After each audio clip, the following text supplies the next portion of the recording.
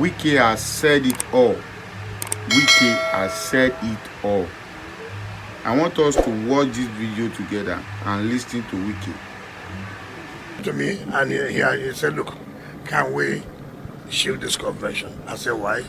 He says all of us can work together. I said, fine. Remember that the court said the convention should not hold. Remember, you disobeyed court order. And you went and held that, even before them. You set up an elders committee that came up to say, look, let's stop this convention. Let's set up the caretaker committee. You refused. You went and held their convention. Fine. You went back to the Federal High Court in Ibadan to validate the convention. And the Federal High Court said, how can you come to us to validate when you have disobeyed our order, our judgment that says do not hold a convention? You are not coming back to us. It's an insult. We will not give you. That convention will not stand. And therefore recognize the caretaker committee to be the ones to run the affairs of the party pending when the convention will be held. Now the caretaker committee has now come up to say, okay, look, our convention would hold. And you are now coming to tell me, let us not hold a convention. We are not lawbreakers.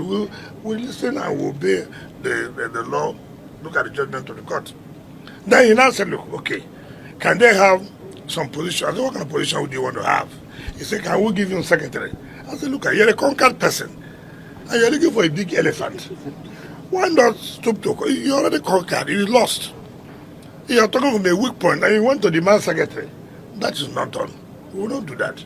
But I can say, it's not about me.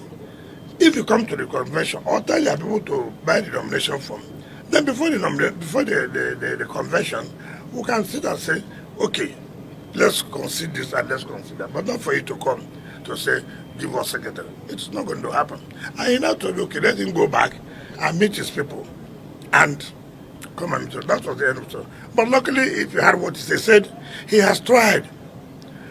That he has now seen that even the APC does not want him.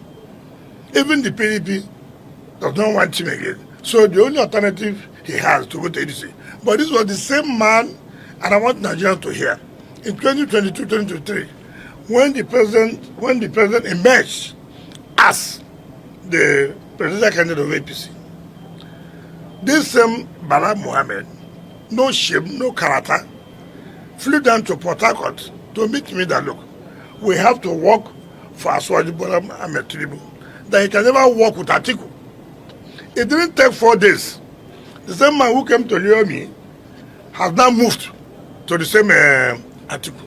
Even this meeting he came to meet me, he found that you know that Atiku hates him, that he will never. That's why we should make sure that since he cannot go to APC, let us be the PDP. I agreed. The same man now has also moved to the same Atiku's party. What kind of character? This is what I've always said. They don't even know that Nigerians are watching them. He tells you one thing today, he says one thing in the morning, in the afternoon he says a different thing, in the night he says a different thing. So Bala, we are very happy that you've told Nigerians whom you are, that you are never stable. And this is why people cannot deal with you.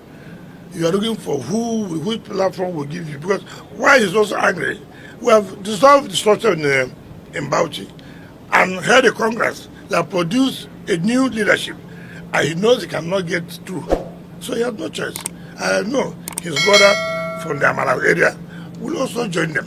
But that's not the point. The point is that we for now are the leading opposition party and we have no regrets. But it will not continue to be like that. We'll make our points.